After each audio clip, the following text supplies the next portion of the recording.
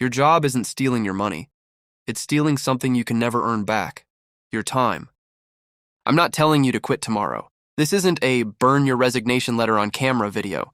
This is about one number nobody ever shows you, your real hourly rate. And once you calculate it, you'll never look at your paycheck the same way again.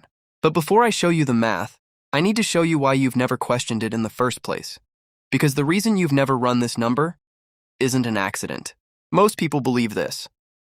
As long as I'm getting paid, my time is being fairly compensated. A steady paycheck means I'm winning.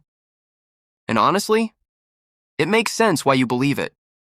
A steady job is linked to safety because predictable income lets you budget, cover fixed expenses, and survive financial shocks.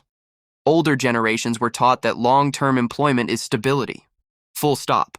So you inherited that belief before you ever got to test it. Here's the problem. Nobody ever taught you the one thing that would let you actually check if that belief is true.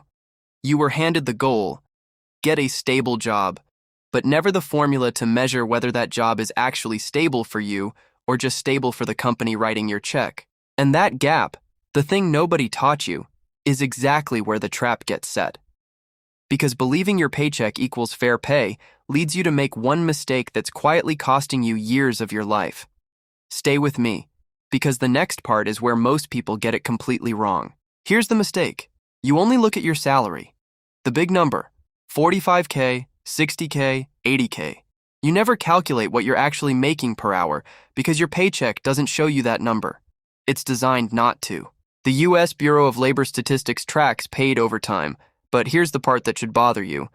It doesn't officially track unpaid overtime or the lifestyle inflation that quietly eats every raise you get.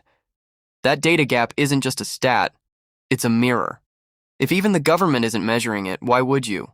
So what do people do instead? They chase the wrong fix. They think, I just need to make more money. So they grind for the promotion, the raise, the extra shift. But they never once ask, is this raise actually paying me more per hour or just paying me more to work more hours? That's the wrong action. Working harder inside a broken exchange rate. More hours, more stress, same trap, just with better wallpaper. And here's the part that actually stings. This mistake doesn't just cost you a bad year. It compounds silently for a decade. I'm about to show you the actual math with real numbers, and I promise you it's worse than you think. Don't skip this part. Let's do the math. Real math. The average one-way commute in America is 27.2 minutes. That's the Census Bureau's number, not mine. In some states like New York, it's 33 minutes each way. That's over an hour a day, every day that you're not paid for, but you're still spending it. Now let's take a $45,000 year salary. Sounds like about $21.60 an hour on paper. But add your commute, say 1 hour a day round trip, plus 5 hours of unpaid overtime a week, which is incredibly common and barely tracked. Total income minus job expenses divided by total hours.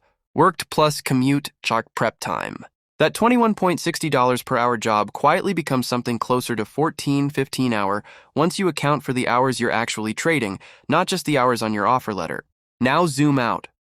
10 years of that gap, commute time plus unpaid overtime alone, adds up to thousands of hours of your one life you will never get back.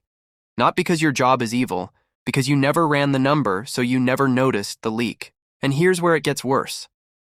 While your real hourly wage has been quietly shrinking, wages haven't kept pace either.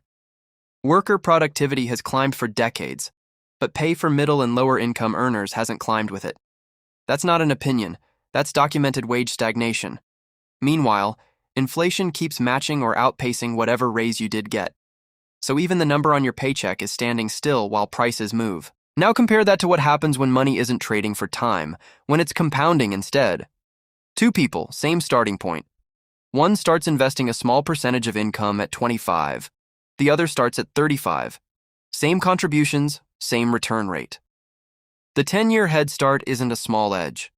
It's often the difference between a comfortable retirement and a stressful one, because compound growth doesn't need your hours. It works while you sleep.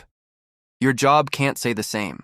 So, if working harder inside the same system isn't the answer, what is?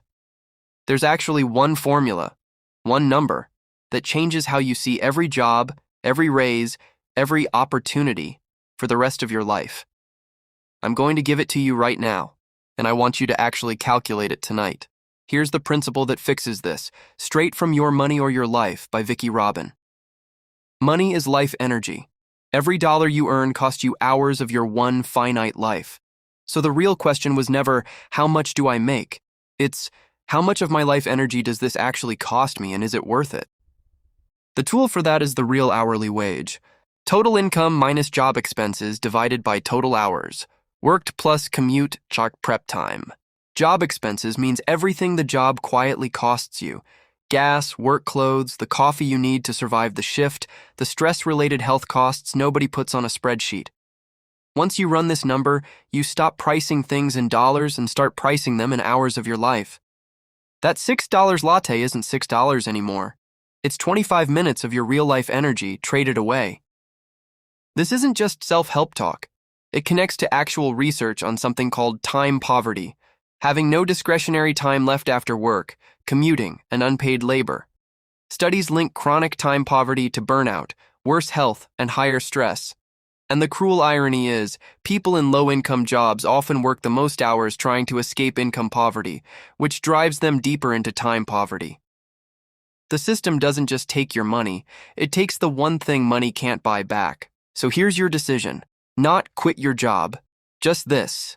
Tonight, calculate your real hourly wage. Every future job offer, every raise, every side hustle gets judged against that number from now on. Not your salary, your real rate. Once you know your real number, there's a second number that matters even more, the one that tells you exactly how many years you're actually trading for the life you say you want. I'll show you that one next.